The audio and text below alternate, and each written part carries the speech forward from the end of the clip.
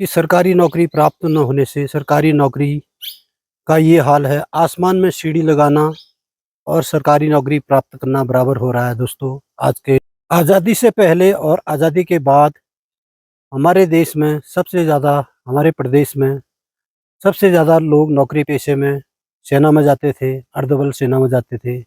नमस्कार दोस्तों, मैं गणेश मेहता, ग्राम नेली सेराघाट। स्वागत है आपका मेरे एक नए ब्लॉग में। तो दोस्तों, आज मैं एक महत्वपूर्ण विषय पर आपसे चर्चा करूंगा। बने रहिए मेरे वीडियो पर, ध्यान से सुनें। और अगर आपको वीडियो पसंद आती है तो वीडियो को लाइक, कमेंट, शेयर करें।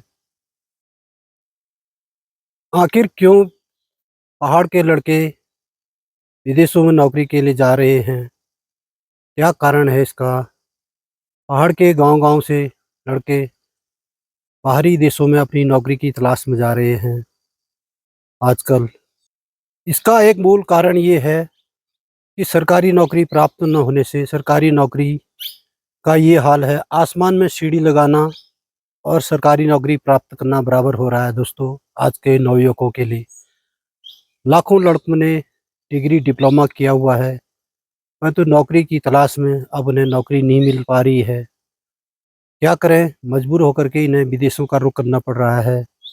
खासकर पहाड़ के युवकों के लिए न तो पहाड़ में कोई ऐसा रोजगार है, न संसाधन है ऐसा।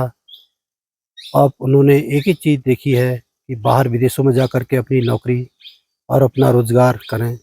महंगाई के समय में आज की महंगाई इतनी तेज़ हो गई है कि यहाँ पर कोई छोटी-मोटी नौकरी भी मिलती है तो उससे उनका गुज़ारा नहीं होता है। आजकल सबसे ज़्यादा एचएम के हुए लड़के ही विदेश जा रहे हैं, क्योंकि वहाँ पर होटल कारोबार काफ़ी ज़्यादा है और नौकरियाँ भी आसानी से मिल जाती हैं। इसीलिए पहाड़ के लड़के ज़्यादातर विदेशों की ओर रुख कर रहे हैं। महंगाई और बेरोज़गारी का स्तर काफ़ी बढ़ चुका है और इसीलिए अब नवयुवक अपने देश में नौकरी की तलाश से थक चुके हैं। इसीलिए बाहर देशों का रुख कर रहे हैं और वहाँ पर अच्छी पेमेंट मिलती है, तो जिससे कि उनका गुज़ारा चल सकता है।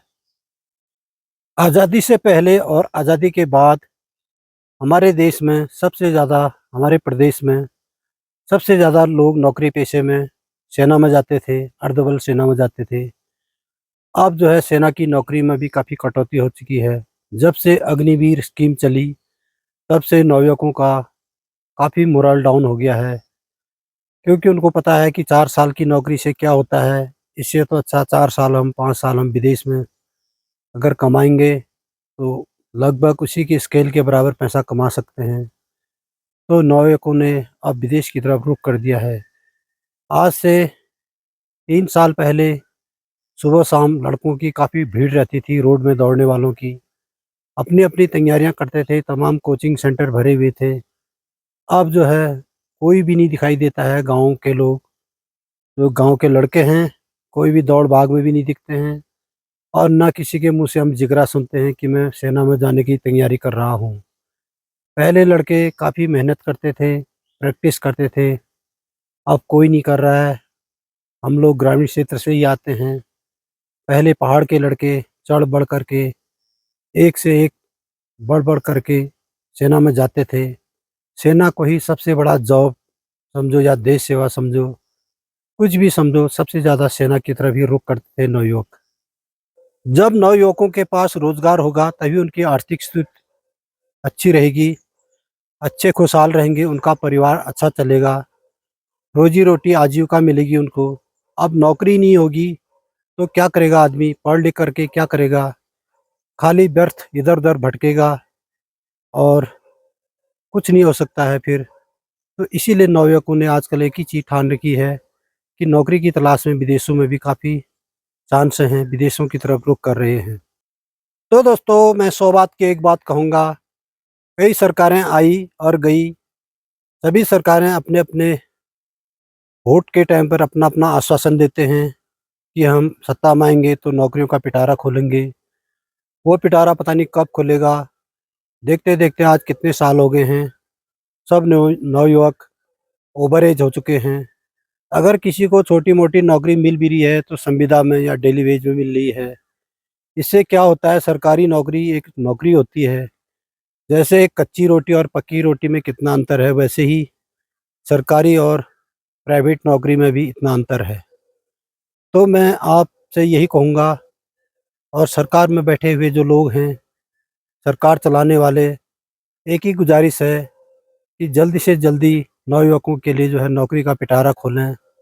जो भी इस काबिलियत है उसको नौकरी दें। लिहाजा ऐसे बेरोज़गारी बढ़ती जाएगी, बेरोज़गारों की एक बहुत बड़ी फ़ौज हो जाएगी।